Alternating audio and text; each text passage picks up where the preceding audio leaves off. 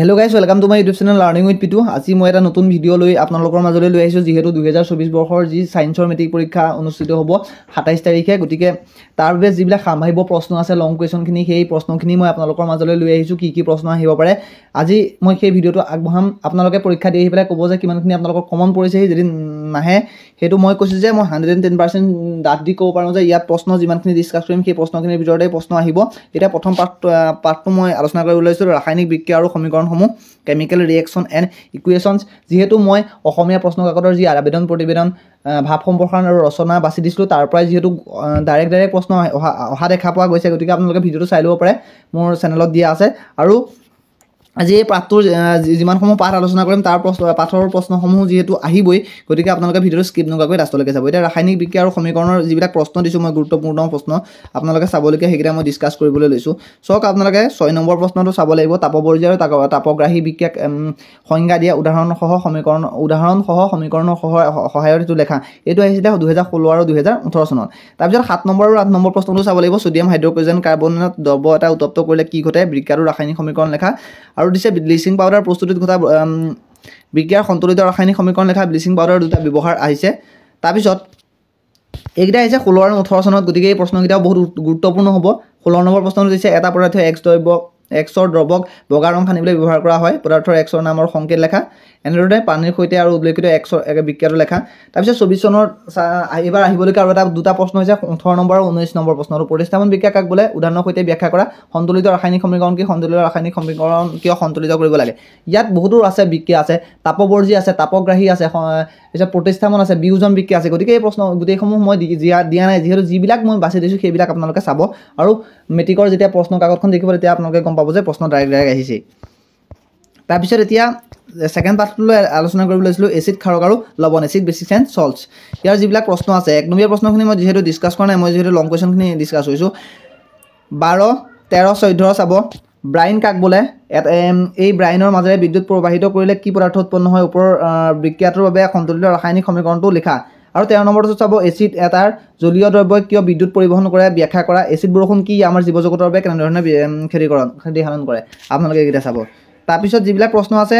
next পাৰ্টটো আলোচনা কৰিবলৈ লৈছো ধাতু আৰু অধাতু মেটালছ এণ্ড নন মেটালছ ইয়াৰ যিবিলাক সামভাব্য প্ৰশ্ন আছে সেইবিলাক আলোচনা কৰিবলৈ লৈছো 20 21 22 ডাইৰেক্ট কোৱেশ্যন চাব লাগিব ধাতু এটাৰ উদাহৰণ দিয়া যি তাপৰ কম পৰিবেশী ধাতুৰ ঘাত সহনীয়ত কাক বোলে বা এটা সক্ৰিয় ধাতু লঘু হাইড্ৰক্লৰিক এচিডত যোগ কৰিলে কি গেছ উৎপন্ন হয় ঘাত সহনীয়তা ধাতুৰ নমনীয়তা তাৰ পিছত এইবিলাক চাব লাগিব তাৰ পিছত আছে গাৰণ দৰ্শৰ 11 1 2 3 এইটা 12 নম্বৰ প্ৰশ্নটোৰ যিকোনো এটা আহিব গহনা তৈয়াৰ কৰিবলৈ প্লাটিনাম গোল্ড আৰু সিলভাৰ ব্যৱহাৰ কৰা হয় সোডিয়াম পটাছিয়াম আৰু লিথিয়াম ধাতু তেলত ডুবাই ৰখা হয় কিয় এলুমিনিয়াম যথেষ্ট সক্ৰিয় ধাতু তথাপি ইয়াক ৰন্ধন কাৰ্যত ব্যৱহাৰ কৰা হয় কিয় এটো এদিছো প্ৰশ্ন আৰু 16 নম্বৰটো চাব 18 19 20 নম্বৰটো লগতে চাব উদাহৰণৰ সৈতে মণিক কাক বোলে আকৰ কাক বোলে দিব বহুৰূপ কি কাৰ্বনৰ বহুৰূপ দুটাৰ নাম উদাহৰণৰ সৈতে সমধৰ্মী অক্সাইড আৰু এইগিটা চাব আৰু 21 নম্বৰ প্ৰশ্নটো চাব ইয়াৰ পিছত আছে কাৰ্বন আৰু ইয়াৰ তাৰ যৌগ এই পাঠটোৰ মই প্ৰশ্ন সমূহ ডিসকাস কৰিবলৈ লৈছো এতিয়া চাব মিথেন ইথেন কাৰ্বনৰ মিথেন ইথেন প্ৰপেন বিউটেন পেন্টেন আৰু হেক্সেন গঠনবিলাক চাব তাৰপিছত বেনজিনৰ গঠন সাইক্লোহেক্সেনৰ গঠন তাৰপিছত আছে বিউটেনৰ যৌগটোৰ গঠন আকা কাৰ্বনৰ যি দুটা ধৰ্মৰ বাবে অজস্ৰ কাৰ্বনৰ যৌগ পোৱা যায় সেই ধৰ্ম দুটা উল্লেখ কৰা বা অসংকৃত কাৰ্বন যৌগবিধ কি 19 20 আৰু 21 নম্বৰ প্ৰশ্নটো আহে ইয়াৰ পিছত মই মৌলৰ পৰ্যায়বৃত্ত শ্ৰেণী বিভাজন আলোচনা কৰিবলৈ লৈছো যি মৌলৰ পৰ্যায়বৃত্ত শ্ৰেণী বিভাজন আছে এই পাঠটোৰ মই যিবিলাক প্ৰশ্ন আছে সামভাব্য সেই প্ৰশ্নসমূহ মই এতিয়া আলোচনা কৰিবলৈ লৈছো ইয়াৰ যিবিলাক সামভাব্য প্ৰশ্ন আছে এতিয়া আসক 5 নম্বৰ 6 নম্বৰ 7 নম্বৰ মৌলৰ এটো নিউল্যান্ডৰ অষ্টক আছে মেন্ডেলিভৰ পৰ্যায়বৃত্ত তালিকা আছে আৰু আধুনিক পৰ্যায়বৃত্ত তালিকা আছে ইয়াৰ প্ৰশ্নসমূহ আধুনিক পৰ্যায়বৃত্ত তালিকাৰ সূত্ৰটো কি আধুনিক পৰ্যায়বৃত্ত তালিকাই মেন্ডেলিভৰ পৰ্যায়বৃত্ত তালিকাৰ থকা আখসমূহ কিদৰে দূৰ কৰিছিল 2020 চনত আহিছে গতিকে 2024 বৰ্ষৰ খাতিকে বহুত গুৰুত্বপূৰ্ণ নিউল্যান্ডৰ অষ্টক সূত্ৰটো কি নিউল্যান্ডৰ অষ্টক সূত্ৰৰ সীমাবদ্ধতা কি ডবেৰনাৰ যে টায়াৰ গঠন কৰিছিল সেইবিলাকৰ ওপৰত আহিব মেন্ডেলিভৰ পৰ্যায়বৃত্ত তালিকাৰ মৌলবোৰ কি ভিত্তিত খোজা হৈছিল গেলিয়ামৰ উপৰি আন কোন কেইটা মৌলকেইটা আৱিষ্কাৰ হোৱাৰ পূৰ্বে মেন্ডেলিভে তেওঁ তালিকা ৰাখি থৈ গৈছিল এটো আহে মৌলবোৰক শ্ৰেণী বিভাজন কৰাৰ প্ৰয়োজনীয়তা কি নিউল্যান্ডৰ অষ্টক সূত্ৰৰ সীমাবদ্ধতা গতিকে নিউল্যান্ডৰ অষ্টক সূত্ৰৰ সীমাবদ্ধতাটো আহিছে 20 আহিছে 22 আহিছে গতিকে 24 চনত অহাৰ ইয়াৰ বহুত চান্স আছে তাৰ পিছত আছে লাইফ প্ৰসেসেস জীৱন প্ৰক্ৰিয়াসমূহ চাওঁতে আহিব পাৰে আপোনালোকৰ চিত্ৰ আহে চিত্ৰ আপোনালোকে কি চাব মই কৈ দিছো এটা নিউৰনৰ চিত্ৰ যিবিলাক একচন থাকে ডেনড্ৰাইট থাকে এইবিলাক যে আছে তাৰ পিছত এটা আছে কি হৃদযন্ত্ৰ আছে এপাহ ফুলৰ প্ৰচেছেট কৰি পেলাই তাৰ বিভিন্ন অংশসমূহ দেখাবলৈ আহিছে বা এপাহ জবা ফুলৰ আহিব তাৰপিছত এমিবাৰ খাদ্য গ্ৰহণ কৰা প্ৰক্ৰিয়াটো তাৰপিছত লিংগ নিৰ্ধাৰণ কৰাটো মানুহৰ লিংগ কেনেদৰে নিৰ্ধাৰণ কৰা তাৰ চিত্ৰটো XY ক্ৰমজমবিলাক দি পেলাই যেনেদৰে আহে সেইবিলাক আহে তাৰপিছত ইয়াৰ প্ৰশ্নসমূহ আলোচনা কৰিম 11 আৰু 12 চাব এখিলা পাতৰ প্ৰচেছেট কৰা কামো কৈছে পাতত থকা সেউজীয়া বিন্দুবোৰৰ নাম কি এইবোৰৰ কাৰ্য কি পত্ৰ হৰিতৰ কাৰ্য তাৰপিছত 13 14 15 16 17 উদ্ভিদৰ দেহত খাদ্য কেনেদৰে সংগঠিত হয় জাইলেম আৰু ফ্লোয়েম কলাৰ জাইলেমে কি কৰে শিপাই শোষণ কৰা পানী আৰু খনিজ লৱণ কাণ্ডৰ মাজে পাতলৈ কঢ়িয়ায় আৰু ফ্লোয়েমে কি কৰে পাতত উৎপন্ন হোৱা খাদ্যবস্তু কাণ্ডৰ মাজে উদ্ভিদৰ বিভিন্ন অংশলৈ যোগান ধৰে উপযুক্ত চিত্ৰৰ সহায়ত এমিবাৰ খাদ্য গ্ৰহণ কৰা জৈৱ অনুঘটকবিলাক কি আমাৰ দেহত থকা চাহ কণা এইবিলাক আহিব মানুহৰ হৃদযন্ত্ৰৰ এটি পৰিষ্কাৰ চিত্ৰ আৰু দৈৰ্ঘ্য চিত্ৰ আঁকা ইয়াৰ প্ৰশ্ন আহে ইয়াৰ পিছত মই নিয়ন্ত্ৰণ আৰু সমন্বয় কণ্ট্ৰল এণ্ড কোঅৰ্ডিনেশ্যনৰ যিবিলাক প্ৰশ্ন আছে সেই প্ৰশ্নবিলাক আলোচনা কৰিবলৈ লৈছোঁ বেছি নিদিওঁ আপোনালোকে যিবিলাক প্ৰশ্ন দিম আপোনালোকে সেইবিলাকেই চাব আপোনালোকে জল পটপটকৈ ডাইৰেক্ট পৰীক্ষা হলত দেখা পাব 12 আৰু 13 নম্বৰত আছে পেশী কোষে কেনেদৰে তাৰ আকৃতি সলনি কৰে আমাৰ শৰীৰত আয়ডিনৰ গুৰুত্ব কি আয়ডিনৰ অভাৱত কি হয় গড়ৰ ৰোগ হয় নহয় তাৰপিছত ইনচুলিন হৰমনৰ অভাৱত কি হয় আমাৰ কি হয় মধুমেহ বা ডায়েবেটিছ হয় এতিয়া কি হয় ইনচুলিন বেছি লয় ক'ত দিয়ে পেটত দিয়ে আমাৰ শৰীৰত আয়ডিনৰ গুৰুত্ব কি এটিপি ফুল ফৰ্মটো আহে ইয়াক কোষৰ বেছিভাগ কোষীয় প্ৰক্ৰিয়াৰ শক্তি মুদ্ৰা হিচাপে গ্ৰহণ কৰা হয় তাৰপিছত এটা পৰিষ্কাৰ চিত্ৰৰ সহায়ত স্নায়ুকোষ এটাৰ বৰ্ণনা নিউৰন বুলি কয় প্ৰতিধ্বনু এটাৰ বৰ্ণনা দিয়া প্ৰতিধ্বনু আৰু খোজকঢ়াৰ মাজত পাৰ্থক্য আহে তাৰপিছত 18 19 এইকেইটাও চাব আপোনালোকে তাৰপিছত জীৱই কেনেদৰে বংশ বিস্তাৰ কৰে ইয়াৰ প্ৰশ্ন মই বেছি নিদিওঁ 13 14 15 চাব আপোনালোকে ডাইৰেক্ট ঋতুচক্ৰ কাক বোলে একলিংগী পুষ্প কেনেদৰে উভয়লিংগী পুষ্পতকৈ বেলেগ আৰু ইতৰ পৰাগযোগ দুই প্ৰকাৰে হয় স্বপৰাগযোগ আৰু ইতৰ পৰাগযোগ মানে যেতিয়া এপাহ ফুলৰ পুংকেশৰৰ পৰাগৰেণু কৈ স্ত্ৰী কেশৰৰ গৰ্ভমণ্ডলৈ স্থানান্তৰিত হয় তাকে স্বপৰাগযোগ বোলে আৰু ইতৰ পৰাগযোগ কাক বোলে দুইপাহ বেলেগ বেলেগ ফুল হ'ব লাগিব তেতিয়া স্বপৰাগযোগ আৰু ইতৰ পৰাগযোগৰ মাজত পাৰ্থক্য আহে অংকুৰম কি বীজ এটাৰ কোন অংশৰ পৰা ভৱিষ্যতৰ কাণ্ড আৰু ভৱিষ্যতৰ শিপা অংকিত হয় ইয়াৰ কোন অংশই খাদ্য সঞ্চয় কৰি ৰাখে 17 নম্বৰটো মোষ্ট ইম্পৰ্টেণ্ট প্ৰশ্ন আৰু হাইড্ৰাৰ মুকুল উদ্গম পদ্ধতিটো বৰ্ণনা কৰা 16 নম্বৰ প্ৰশ্ন 2000 এইটো 4 নম্বৰ আহিছে 4 নম্বৰ প্ৰশ্ন চমু প্ৰশ্ন আৱলীৰ গতিকে আৰু পৰাগযোজন কি পৰাগযোজন আৰু নিষেচনৰ মাজত পাৰ্থক্য আহে স্বপৰাগযোগ আৰু ইতৰ পৰাগযোগৰ পৰা কেনেদৰে পৃথক এইটো আহি যাব পাৰে মই কৈছোৱেই 12 আৰু 12 নম্বৰ প্ৰশ্নটো চাব ইয়াৰ পিছত আছে বংশগতি আৰু ক্ৰমবিকাশ হেৰিডিটি এণ্ড ইভলিউশ্যন ইয়াৰ যিবিলাক প্ৰশ্ন আছে সাম্ভাৱ্য মই সেইবিলাক ডিছকাছ কৰিবলৈ লৈছোঁ জীৱাশ্ম কি জীৱাশ্মই কেনেদৰে বিৱৰ্তনৰ সহায়ত কাম কৰে 2016 চনত আহিছে আৰু বিৱৰ্তন আৰু চেইবিং বিভাজন এই দুটা অধ্যয়নৰ বিষয়ে কি বিষয়ে কেনেদৰে সম্পৰ্কিত আহি থাকে 1 আৰু 2 আৰু ৰচনাধৰ্মী প্ৰশ্নৰ চাওক মানুহৰ লিংগ কেনেদৰে নিৰ্ধাৰণ কৰা হয় প্ৰয়োজনীয় চিত্ৰৰ সৈতে ব্যাখ্যা কৰা মোষ্ট ইম্পৰ্টেণ্ট প্ৰশ্ন আহিয়ে থাকে এইবাৰ আহিব পাৰে হা এইটো বহুত গুৰুত্বপূৰ্ণ আৰু 7 নম্বৰটো আৰু 8 নম্বৰটো আহি থাকে প্ৰভাৱী চৰিত্ৰ কি এটা জোনৰ পৰা তাৰ পৰৱৰ্তী জোনে বংশক্ৰমে আহি থাকে যে মেণ্ডেলে যে মটৰ মাহৰ যে বীজৰ যে এইটো সংকৰণ কৰাইছিলে সেইটো আহি থাকে চিত্ৰৰ সহায়ত ব্যাখ্যা কৰিব আহি থাকে মেণ্ডেলে তেওঁ পৰীক্ষাৰ দ্বাৰা কেনেদৰে প্ৰমাণিত কৰিছিল এইটো আহি থাকে তাৰপিছত 8 নম্বৰটো আহিছে সমসংস্থ অংগ আৰু সমবৃত্তি অংগৰ সংজ্ঞা দিয়া চৰাৰ পাখি আৰু বাদুলিৰ পাখিৰ সমসংস্থ অংগবিলাকে কেনেদৰে সমসংস্থ অংগৰূপে গণ্য কৰিব পাৰি তোমাৰ উদাহৰণৰ সাব্যস্ত কৰা সমসংস্থ আৰু সমবৃত্তি অংগ কাক বোলে চৰাৰ পাখি আৰু কেনেদৰে উদাহৰণসহ এইটো আহি থাকে মেণ্ডেলৰ সেইটো চিত্ৰ সহায়ত আছে পোহৰ প্ৰতিফলন আৰু প্ৰতিফলন ইয়াৰ প্ৰশ্নসমূহ দিম পোহৰ প্ৰতিফলন আৰু বিদ্যুৎ ইয়াৰ যিবিলাক উদাহৰণৰ অংক আছে মেথছখিনি কৰিব আৰু অনুপ্ৰেৰণী মেথছকেইটাও কৰিব তাৰ ভিতৰতে আপোনালোকে কমন পৰি যাব মেথছ তাৰপিছত ইয়াৰ পিছত আহিছে 8 আৰু 9 8 9টো আহি থাকে উত্তৰ লেন্স এখনৰ ফকাছ দুগুণ ফকাছ দুটা এটা লক্ষ্যবস্তু ৰাখি ইয়াৰ ৰেখাচিত্ৰ অংকন কৰা বা লেন্সৰ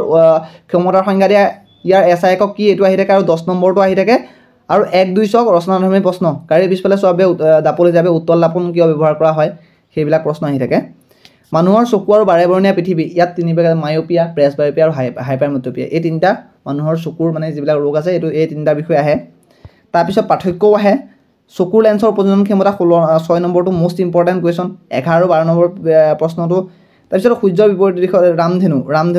এজন মানে আমি তৰাবোৰ কিয় তিৰবিৰাই থাকে বা এজন মহাকাশকাৰী আকাশখন কিয় ক'লা দেখে তেনেকুৱা ধৰণৰ প্ৰশ্নবিলাক আহি থাকে দেখা যায় এজন মানুহে ওচৰৰ বস্তুবোৰ স্পষ্টকৈ দেখা নাই কিন্তু দূৰৰ বস্তুবোৰ দেখা পায় তেওঁ মানুহজনৰ বিকাৰটো কি হ'ব পাৰে বিকাৰটো সংশোধন কৰিবলৈ চিত্ৰ অংকন কৰা বা সূৰ্যৰ পোহৰ 7টা ৰঙেৰে গঠিত নিউটনৰ এই ধাৰণাটো প্ৰমাণ কৰিবলৈ বগা পোহৰৰ বৰ্ণালীৰ পুনৰ সংযোজনৰ ৰশ্মি চিত্ৰ অংকন কৰিব লাগে এইটো আহি থাকে বিদ্যুৎ ইলেক্ট্ৰিচিটি ইয়াৰ প্ৰশ্নসমূহ আছে ইলেক্ট্ৰিচিটি প্ৰশ্ন মই ইয়াত মই আপোনালোকক বাছি দিছোঁ 14 15 16 আৰু 17 আহি থাকে ওমৰ সূত্ৰটো আহে আৰু এইটোকে VI ভল্টমিটাৰ এখন অংকন কৰা তাৰপিছত ৰোধক নিৰ্ভৰ কৰা কাৰণসমূহ আহি থাকে তাৰপিছত ফ্লেমিঙৰ বাওঁহতীয়া নীতি ফ্লেমিঙৰ সোঁহতীয়া নীতি এই দুটা চাব আপোনালোকে মষ্ট ইম্পৰ্টেণ্ট কুৱেশ্যন তাৰপিছত আছে বৈদ্যুতিক প্ৰবাহৰ চুম্বকীয় ক্ৰিয়া এতিয়া ইয়াত আছে বৈদ্যুতিক মটৰ আৰু বৈদ্যুতিক জেনেৰেটৰ বৈদ্যুতিক মটৰৰ কাৰ্যপ্ৰণালী আৰু বৈদ্যুতিক জেনেৰেটৰ কাৰ্যপ্ৰণালী দুটা চিত্ৰৰ সহায়ত বৰ্ণনা কৰিবলৈ আহে এই দুটাৰ ভিতৰত কোনোবা এটা আহিব কলা আঙুঠিৰ ভূমিকা আহে তাৰপিছত 10 11 12 মষ্ট ইম্পৰ্টেণ্ট কুৱেশ্যন চাব আৰু এইকেইটা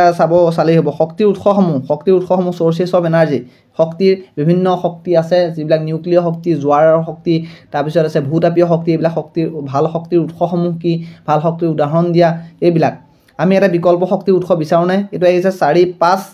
7 আৰু 8 আপোনালোকে মই সকলোবিলাক পঢ়ি যিহেতু নিদিওঁ ভিডিঅ'টো বহুত দীঘল হৈ যায় আপোনালোকে চাই ল'ব স্ক্ৰীনশ্বট কৰি ল'ব প্ৰশ্নসমূহ বা পিডিএফটো মই ডেছক্ৰিপশ্যন বক্সত দি দিম আপোনালোকে ডাউনলোড কৰি ল'ব পাৰিব তাৰপিছত ইয়াৰ পিছৰ পাঠটো আছিলে আমাৰ পৰিৱেশ আৱাৰ এনভাইৰনমেণ্ট ইয়াৰ প্ৰশ্নটো চাব 1 2 3 আৰু 4 ওজন স্তৰ কি ইয়াৰ কেনেধৰণৰ অৱক্ষতি হৈছে পৰিস্থিতিতন্ত্ৰ কি ইক'চিষ্টেম কি এইটো আহিব পাৰে তাৰপিছত আছে খাদ্য শৃংখলৰ বিষয়ে আহে পৌষ্টিক স্তৰ আহে খাদ্য শৃংখলৰ প্ৰথম স্তৰ দ্বিতীয় স্তৰ এনেকৈ যে আছে সেইটোবিলাক আহি থাকে তাৰপিছত আৰু আহে যে এইটো কি আৰু প্ৰশ্ন আহি থাকে বিয়োজক পৌষ্টিক স্তৰ প্লেনে 10 11 আৰু 12 নম্বৰটো আহি থাকে আপোনালোকে এইবিলাক চাই ল'ব প্ৰাকৃতিক সম্পদৰ ব্যৱস্থাপনা মই যিহেতু এইকেইটা পাঠ বেছি আপোনালোকে প্ৰায় জানেই সেইকাৰণে বেছি গুৰুত্বপূৰ্ণ প্ৰশ্নকেইটাই আলোচনা কৰিছোঁ 6 আৰু 7 আহে আমাৰ প্ৰাকৃতিক সম্পদসমূহৰ সমবিতৰণৰ বিৰুদ্ধে কি শক্তিয়ে কাম কৰি আছে বনাঞ্চল সংৰক্ষণৰ সম্পৰ্কে মতামত আগবঢ়োৱা জল প্ৰদূষণ বায়ু প্ৰদূষণ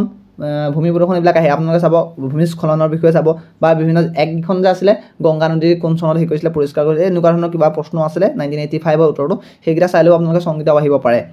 তাৰপিছত 9 10 11 আৰু 12 মষ্ট ইম্পৰ্টেণ্ট কুৱেশ্যন বনৰ বন্যপ্ৰাণীসমূহক কিয় সংৰক্ষণ কৰিব লাগে বৃহৎ নদী বান্ধে কি সমস্যাৰ সৃষ্টি কৰিছে আহিছে 2019 চনত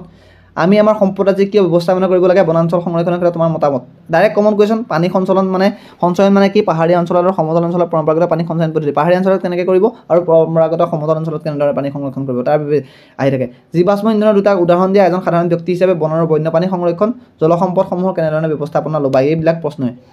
মই যিহেতু গুৰুত্বপূৰ্ণ প্ৰশ্নসমূহ আলোচনা কৰিছিলোঁ যদি ভিডিঅ'টো চাই ভাল পালে ভিডিঅ'টো লাইক কৰক আপোনালোকৰ প্ৰশ্নসমূহ যদি বহুত ষ্টেণ্ডাৰ্ড হৈছে তেন্তে ভিডিঅ'টো লাইক কৰি দিয়ক লগৰীয়া বন্ধু বান্ধৱ আৰু সকলো যিমানবিলাক লগৰীয়া আছে সকলোলৈকে শ্বেয়াৰ কৰি দিব আৰু চেনেলটো ছাবস্ক্ৰাইব কৰি দিব আজিলৈ ভিডিঅ'টো ইমানেই আছিলে ধন্যবাদ জয় অসম